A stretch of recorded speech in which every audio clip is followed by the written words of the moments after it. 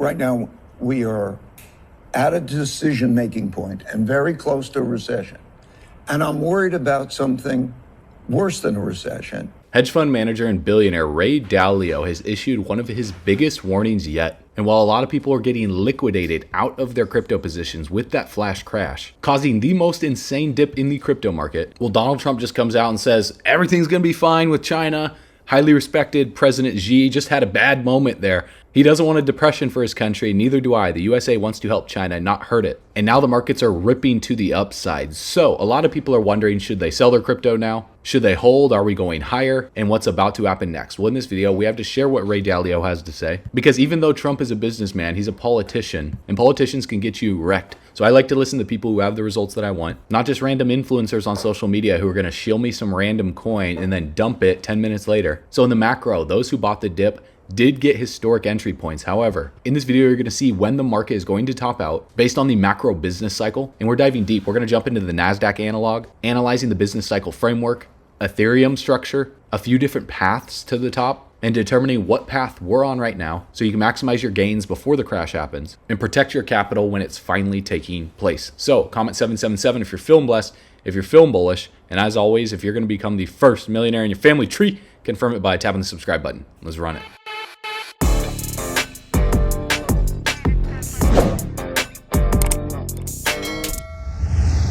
If this isn't handled well. A recession is 2 negative quarters of GDP, and whether it goes slightly there, we always have those things. We have something that's much more profound. We have a breaking down of the monetary order. We are going to change the monetary order because we cannot spend the amounts of money, so we have that problem. And when we talk about the dollar and we talk about tariffs, we have that. We are having profound changes in our domestic order, how ruling is existing, and we're having profound changes in the world order. Such times are very much like the 1930s. I've studied history, and this repeats over and over again. So if you take tariffs, if you take debt, if you take the rising power challenging the existing power, if you take those factors and look at the factors, those changes in the orders, the systems, are very, very disruptive. How that's handled could produce something that is much worse than a recession. All right, bull runners, welcome back to the channel. Now, before you consider selling all of your crypto, I want you to consider what I'm going to share with you in this video, because the data points that I'm going to reveal are pretty shockingly conclusive. Because on CoinGlass right here, these are the top bull market peak indicators that basically tell you when it's time to sell at the top, and it aggregates them all together. And if all of them were to be flashing, it would say 100% sell. So right now it's showing hold 100% because 0 out of 30 top indicators are flashing. Now, some of them are getting close, like the Bitcoin dominance here, anything greater than 65%. And we're right now just 5% away from that, with Bitcoin absorbing the capital after the flush from the altcoin market as altcoins got hit even harder. And then Bitcoin's long-term holder supply is pretty close at 88%. But the fact that none of these are flashing show that we still have higher to go. So then the next question becomes, okay, how much higher do we have to go? And then the question after that is, how longer do we have to go before the crash takes place? So let's discuss it. But before we do, I made this post in Discord yesterday when Ethereum was at 3,793, giving a couple scenarios, because my thought process on it was that the altcoin market, is going to make a recovery off the lows because of how oversold we were on key indicators like the relative strength index, the MACD, the stochastic RSI, and Ethereum is like a weather map for the altcoin industry. So Ethereum would either make an aggressive recovery from those levels or form a bullish divergence as it consolidates a little bit further. But nonetheless, this is what I pointed out on the chart here, comparing back to even August of this year when we saw this bullish divergence on both the relative strength index and the MACD forming higher lows. And so I was expecting a breakout for Ethereum from those levels. And sure enough, that's what happened. And now Ethereum is at $4,131. I even said this in my video one day ago. So this drop is about 27%. So yeah, it's aggressive, but I think this is going to prove to be a great entry point over the next few weeks for people, because look at the RSI. We're at 19 right now. And so I think this is going to make an aggressive recovery on out of here. So when you watch this video, again, I'm not telling you to buy because this is the riskiest industry to be in, but usually when we see these liquidations, we see aggressive buy-ups. For example, look at COVID's crash right here, this massive red candle that took place. Then the dust settled for a little bit while the relative strength index bounced from down here at like 24, and it started to make a recovery on out of here, and their recovery took a little bit. So we could see some type of recovery like this, but nonetheless, I think we're going to have a recovery on out of these levels. We'll see how long it takes before Ethereum moves, but I think we're going to make a new all-time high by the end of the year. Nothing's changed here. Now, if we look at Ethereum's price chart, my personal belief based on the data and what I'm seeing right now is I think Ethereum is going to a new all-time high. Very similar to what happened back here after this flush out when Ethereum dropped from $3,800 to $3,300, because we see this happen time and time again after an uptrend. And this is why I've explained what bearish divergences and bullish divergences are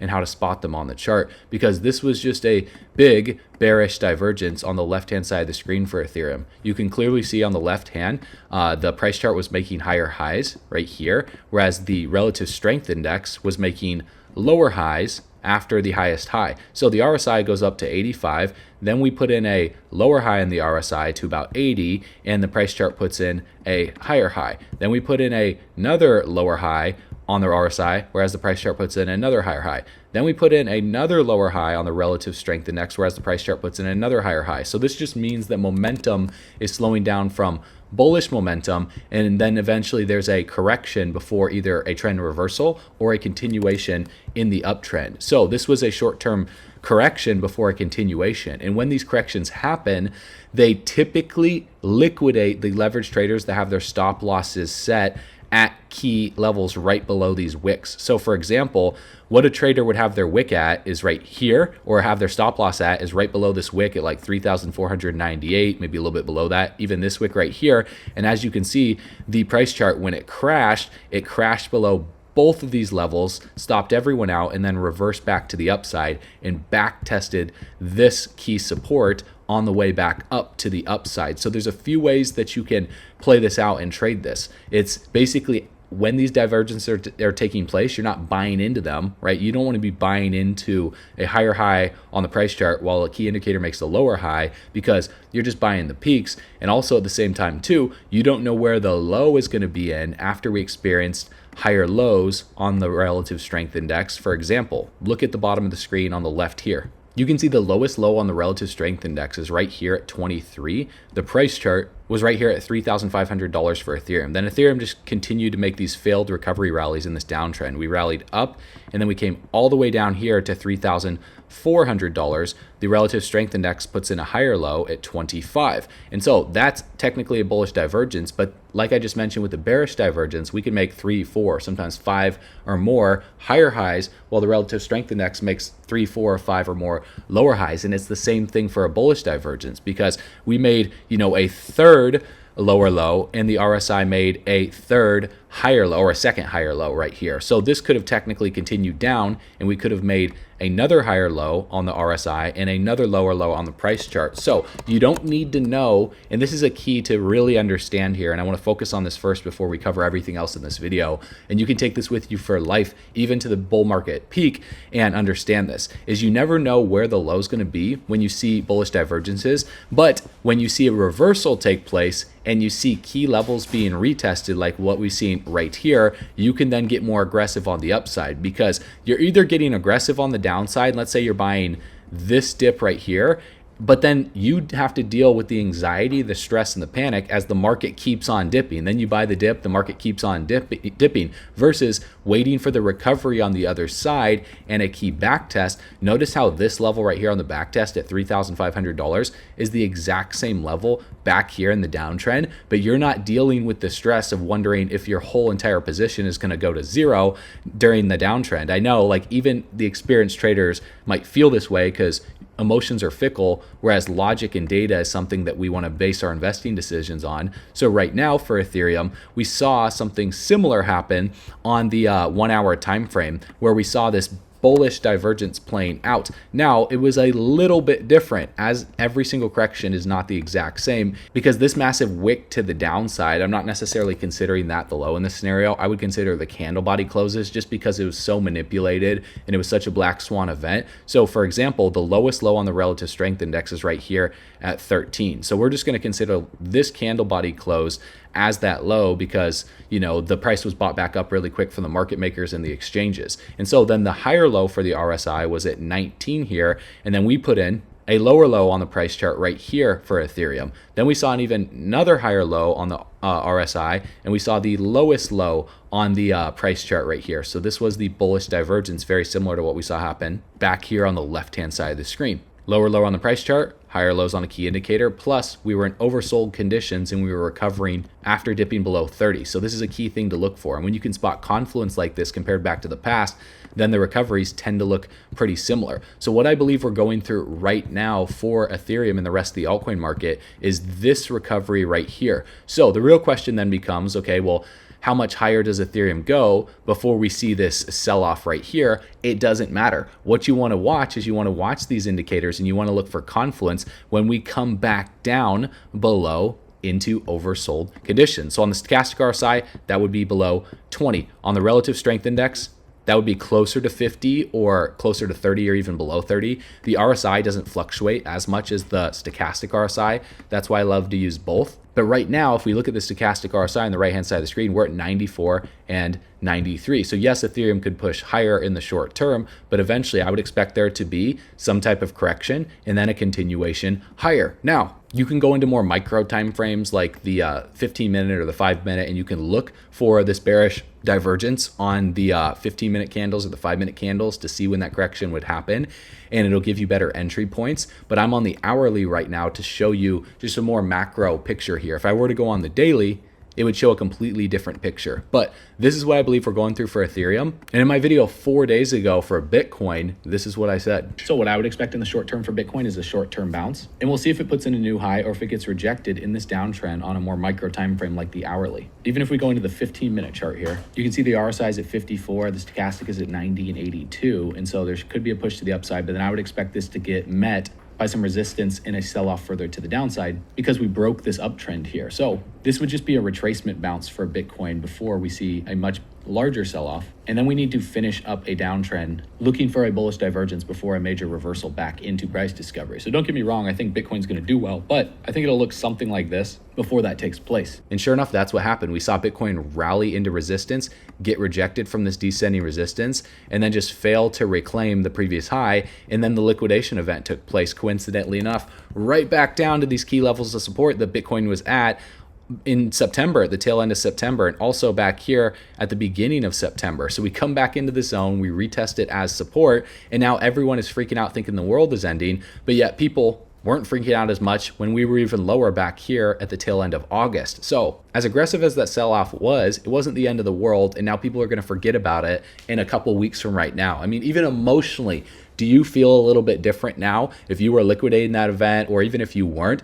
Do you feel emotionally different as the price is breaking out right now? You probably do, but use logic here and understand that when bearish divergences start to form, then you have to be aware. So right now, we aren't seeing a bearish divergence, which tells me Ethereum is just going to keep marching up higher, closer to these levels up here, or Bitcoin in this case, around $120,000. This is what I would expect, Bitcoin to come up within these levels and face some type of resistance like this. Now, we'll see what the chart pattern looks like, but what I look for to see when this momentum rally is done and we go into a short-term correction to back test, maybe a previous resistance as support before continuing higher, whether it's this aggressive or, it's just a minor little consolidation before continuing higher, is I watch the relative strength index. I want to see the RSI form a high and then start to put in lower highs, whereas the price chart puts in higher highs. Once I see, the second, third, or fourth lower high between 50 and 70, then I know that the momentum is slowing down and we're going to see a pullback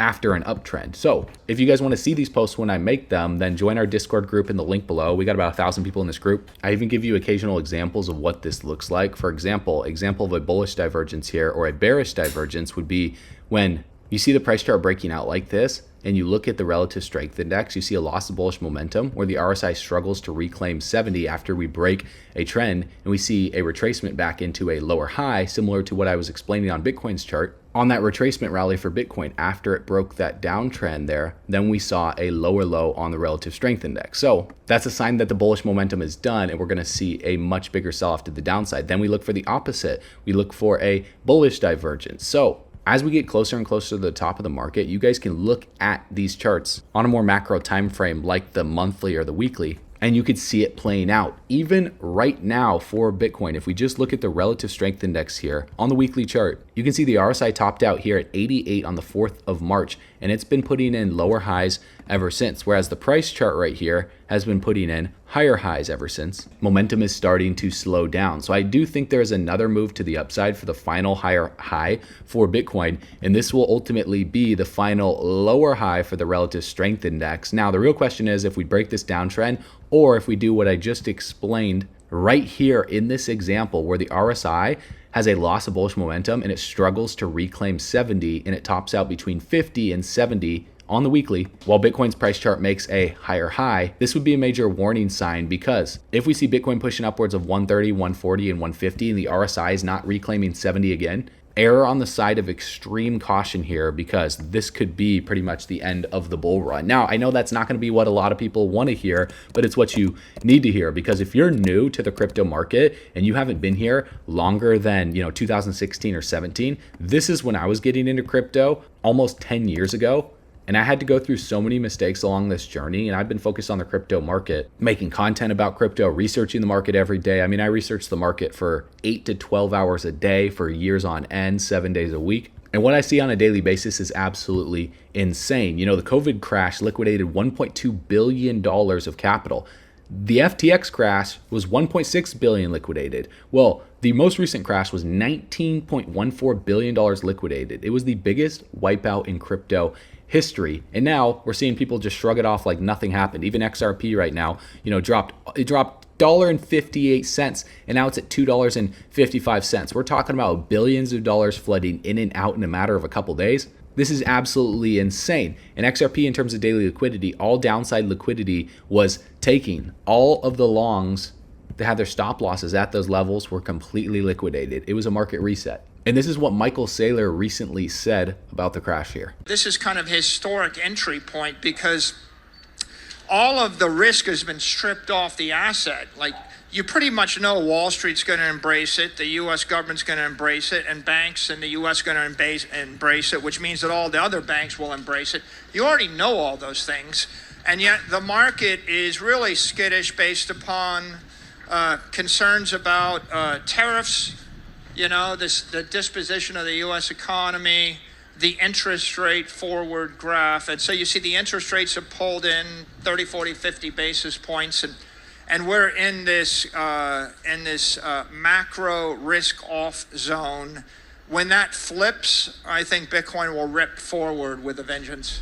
So it's insane to see the whales running the same 2020 playbook, again, forcing everyone to sell before all of the altcoin ETF approvals take place is diabolical. We even made this post yesterday saying they crashed the market literally a week before the SEC has to decide on approving, or maybe they'll delay the XRP ETFs, but it's coming up within the week here. And then they get ready to pump the markets to the moon near the ISO 20022 integration in November and take profits on the late buyers who FOMO in at the top. We've seen this time and time again, and this time is most likely not going to be any different. Now, I thought this was a great post from TechDev saying it's never been the 4-year Bitcoin cycle. It's never been the Bitcoin halving. It's always been the business cycle that previously inflected every 4-ish years right near the halving. So Satoshi was genius enough to design this around the liquidity cycle, the business cycle. And how do you know this? Well, it's because it's also explained every other aspect of Bitcoin's chart. It's at a bottom right now, not at a top. Now, what does this mean? Well, let's discuss this and let's break down these key points right here. So the NASDAQ stock analog, which is not the index, this continues to track Bitcoin's movement with notable consistency. But what's most relevant about this analog isn't just its accuracy, but what it reveals about the evolving market structure. Now, if you look at the projection, we see what's described as a trunk up with fluctuations, which is a sustained upward trajectory where identifying definitive tops becomes considerably more challenging than in previous cycles, because like I mentioned, bearish divergences can continue for a period of time, whereas the price chart makes higher highs and the RSI just continues to make lower highs. Case in point was what I explained with Bitcoin's divergence on the weekly chart here for Bitcoin's dominance, because ever since October of 2023, we've seen Bitcoin's dominance make higher highs, whereas the relative strength index has just been continuously putting in lower highs. So this divergence has taken place. Even if we go into the daily, it's like over 600, 700 days, so it's a long-lasting bearish divergence. But the clear cycle tops we saw in 2013, 2017, and 2021 may give way to something more ambiguous. And looking back, there may even be disagreements about what constitutes the top. Because what I just mentioned here from CoinGlass with the bull market peak indicators are just part of the picture here. But they do add confluence to your overall macro investing or selling strategy when the markets finally do crash. So the two lines in this image right here marked on the projection serve as a reference point rather than definitive tops. They represent potential areas of significance within the broader upward structure. This evolution appears tied to the unusual extended business cycle turnaround we're experiencing, which is the longest in Bitcoin's history here. Now, while gold and copper remain central to this business cycle analysis, I thought this was really cool from TechDev because he's been researching ways to enhance its precision, adding the Dixie to the equation, the dollar, specifically using the MACD of copper, gold, and the Dixie to the second degree on the 6-week time frame. And this has yielded interesting results here because the bars flipping from red to green have consistently marked the beginning of Bitcoin's more parabolic phases. With the Dixie incorporated, we appear closer to this inflection than the 2-month copper to gold ratio alone would indicate, and the seasonality is worth noting. In both previous cycles, the August candle appeared just before the flip to green. The 2013 cycle flipped slightly later, but still followed the general pattern. And if September and October and November brings continual green bars as the pattern suggests, it would confirm this seasonality continuing. Now, the red band shows where cycles have historically topped, all within a relatively narrow range, and how quickly we reach this zone after the flip to green will be crucial for determining which path that we're on here in this bull market cycle. Because as you can clearly see, well, when we've topped in the past and we've been at green before going to light green, we're not anywhere close to that right now. And Ethereum's current setup when this picture was taken provided independent confirmation of our cycle positioning. The similarity to August of 2020 is striking,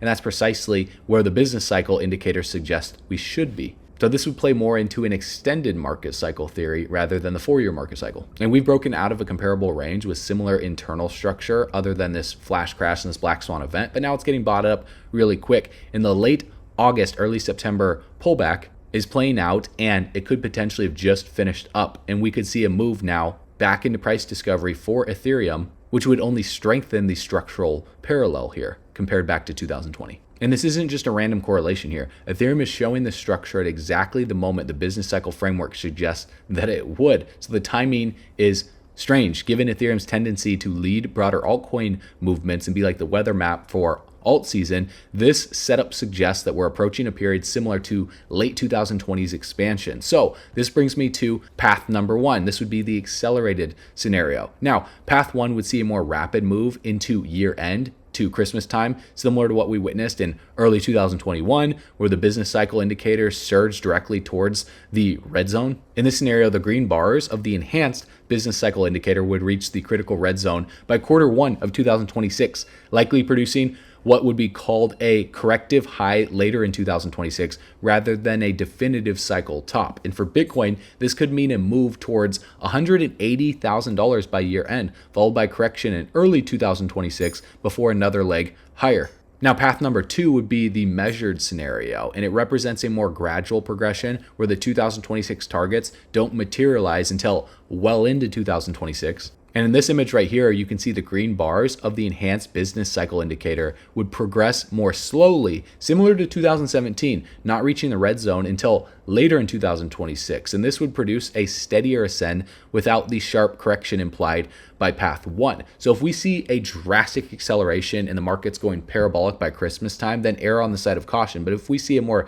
steady climb to the end of the year, then scenario 2 might be more likely. So the key to distinguishing between which path we're on will be monitoring the velocity of the business cycle indicators over the next few months. In 2017, the green bars leveled off early in the year and took most of the year to reach the red zone. In 2021, they surged quickly to the zone in the first half of the year, and this difference in velocity determined the character of each year's price action. So what we're going to be watching is number 1, the green bar progression speed. Rapid movement towards the red zone suggests path number 1.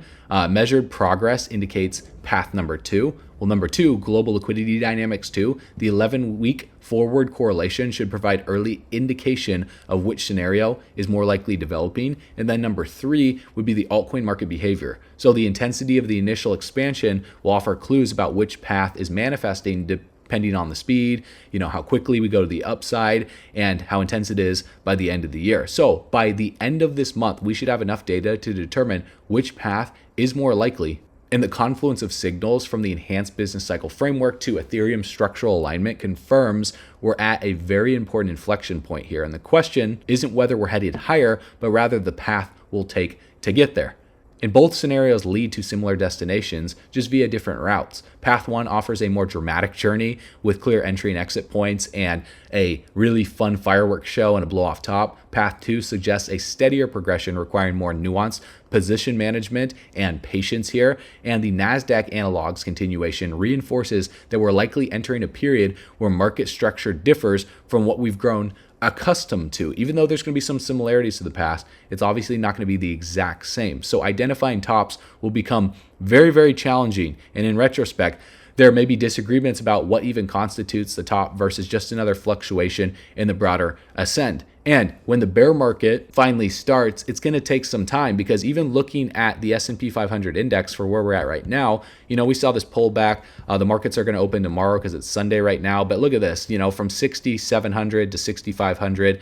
Zoom out. This is nothing for a pullback compared to what we went through here back from 2000 to 2003. So to go from top to bottom back at that time frame, it took over 926 days. So that's like 2 to 3 years, pretty much, almost 3 years there. So it doesn't happen in a matter of 24 hours, although these sell-offs can be pretty scary in a 24-hour period. Look at how many sell-offs there were before we even reached the top in this distribution phase back here. Even if I trace up the chart from the past for that 2000.com bubble boom, it's pretty scary how similar the pattern is. Almost to the T, it's virtually identical here. Even this like V-shaped sell-off in this recovery right now, for what we're going through right now, is really just a macro distribution phase before the top comes in. And so the real question is, do we top, by the end of this year, 2025, or do we top closer into 2026 before we start the descent going into 2027, 2028, 2029,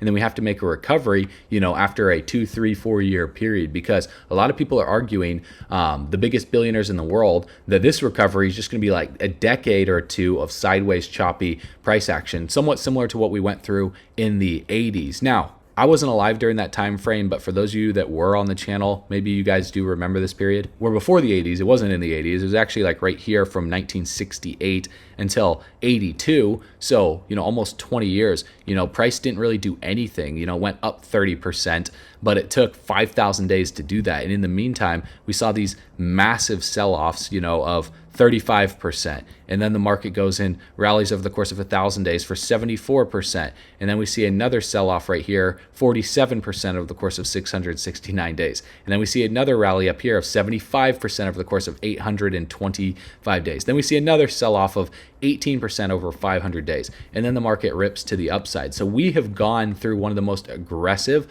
bull cycles in history for the stock market on the more macro time frame. So in my opinion, based on this data here and what I'm seeing on the chart, I would not be surprised if what we're going through right now is just like a macro distribution phase, and we go through a major sell-off, then we go through like a decade or two of choppy price action before the stock market continues higher. And then by then, ultimately, all of this liquidity here is just going to be rotating over to the crypto market, because the crypto market is like what the stock market once was for my generation and the kids that are younger than me, all the way back here in the early 1900s. I mean, we're in 2025. So like imagine 1925, all the way back here, we saw this blow off top, and then we saw this correction. So we could be going through this right now for the crypto market, and we're pretty much like right here or right here near the top. And then we go through this sideways consolidation, and like 2030 is the real establishment bull cycle on the recovery. Then we go into another bear market. Then by like 2040, 2050 and beyond,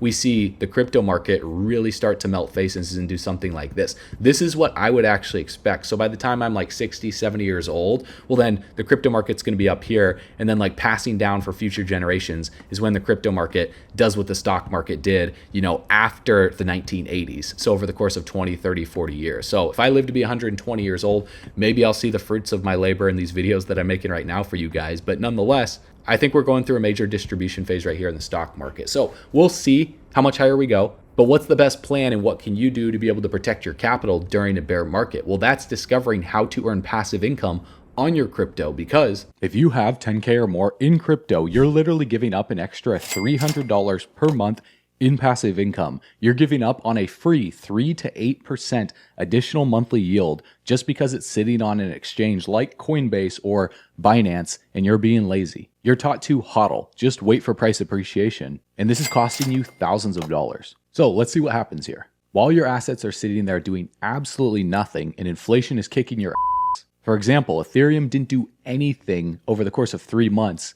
XRP didn't do anything over a whole year. And Solana, same thing. It didn't do anything for an even longer period of time while you sat there making no money. And I'm not saying that these are bad investments. It's quite the opposite, actually. But the smartest investors in the world make their crypto work for them to generate additional yield. And why would you not do that? You're holding these crypto assets anyways. It's like buying a rental property and not renting it out. If you hold on to the property because you believe that it's going to appreciate in value over years, why wouldn't you rent it out so someone else can pay your mortgage while you still get the value appreciation? So it makes no sense to just hold your crypto without earning yield on your idle coins. And if you're just holding your crypto on exchanges like Coinbase, your assets aren't safe. In fact, Coinbase was hacked for $400 million and the hackers bribed Coinbase employees so they could access sensitive user information, demanding a $20 million ransom from Coinbase, which the company refused to pay. I want to make you aware of a disturbing email that we received recently at Coinbase. It was a ransom note demanding $20 million in Bitcoin